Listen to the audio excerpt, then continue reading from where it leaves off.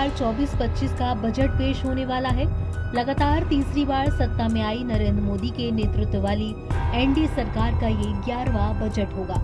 मोदी सरकार 3.0 के पहले यूनियन बजट से मिडिल क्लास, टैक्स पेयर्स, किसान, महिला, कारोबारियों और सैलरीड क्लास को बड़ी उम्मीदें हैं। सुबह 11 बजे संसद के निचले सदन लोकसभा में निर्मला ताई एक बार फिर अपने जाने पहचाने अंदाज में बजट को संसद पटल पर रखेंगी और हम आपको बताएंगे इस बजट में क्या कुछ खास होने वाला है।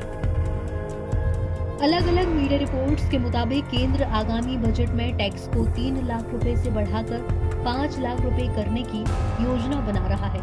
ये समायोजन विशेष तौर से नई कर व्यवस्था के तहत दाखिल करने वाले करदाताओं को प्रभावित करेगा। एक्सपर्ट्स के मुताबिक अगर आयकर छूट को बढ़ाकर 5 लाख रुपए किया जाता है तो इसका मतलब ये होगा कि 8.5 लाख रुपए तक की सालाना आय वाले व्यक्ति को कोई टैक्स नहीं देना होगा। बात करें स्टैंडर्ड डिडक्शन की तो ये पहली बार 2018 के बजट में 40,000 रुपए में पेश की गई थी और बाद में 2019 के बजट में से बढ़ाकर 50,000 रुपए कर दिया था। तब से कटौती राशि में कोई बदलाव नहीं हुआ है। एक्यूब वेंचर्स के निदेशक आशीष अग्रवाल ने कहा कि 50,000 रुपए की मौजूदा मामूली रूप से बढ़कर 60,000 रुपए या संभवतः 70,000 रुपए हो सकती है।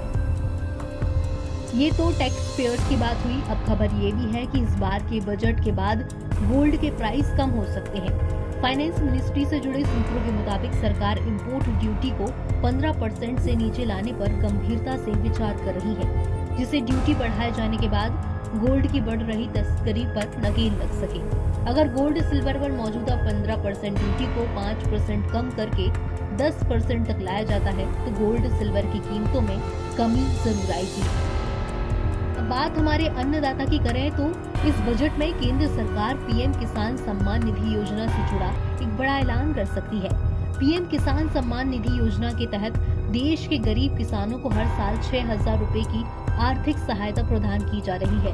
मीडिया रिपोर्ट्स के मुताबिक वित्त मंत्री निर्मला सीतारमण 23 जुलाई को बजट पेश करते हुए पीएम किसान सम्मान निधि योजना के तहत मिलने वाली सालाना 6,000 रुपए की आर्थिक सहायता को बढ़ाकर 8,000 रुपए कर सकती हैं।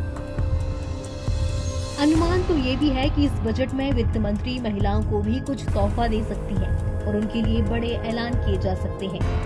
जानकारों की माने तो सरकार लखपति दीदी 2.0 योजना को लेकर घोषणा कर सकती है। इससे ग्रामीण क्षेत्र की महिलाओं को आर्थिक तौर से मजबूती मिलेगी, जिससे उनके जीवन स्तर में सुधार भी आएगा।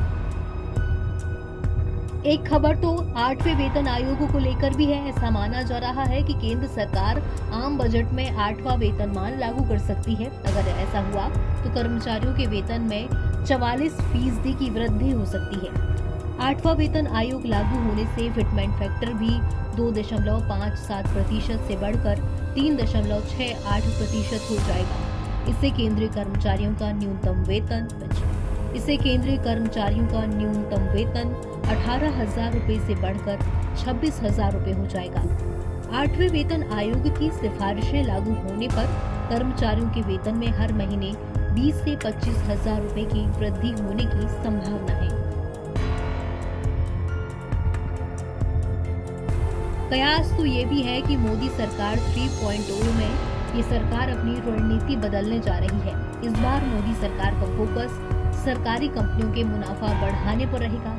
मोदी सरकार ने 2021 में सरकारी संपत्तियों के निजी हाथों में सौंपने की योजना की शुरुआत की थी। सरकार ने बड़े पैमाने पर पीएसयू कंपनियों के निजीकरण का खाका तैयार किया था, लेकिन अब लगता है कि उसे फिलहाल के लिए इस योजना को ठंडे बस्ते में डाल दिया गया है और बजट के बाद भी प्राइवेटाइजेशन को लेकर के तेजी दिखने के आसार कम है। एनबीटी ऑनलाइन के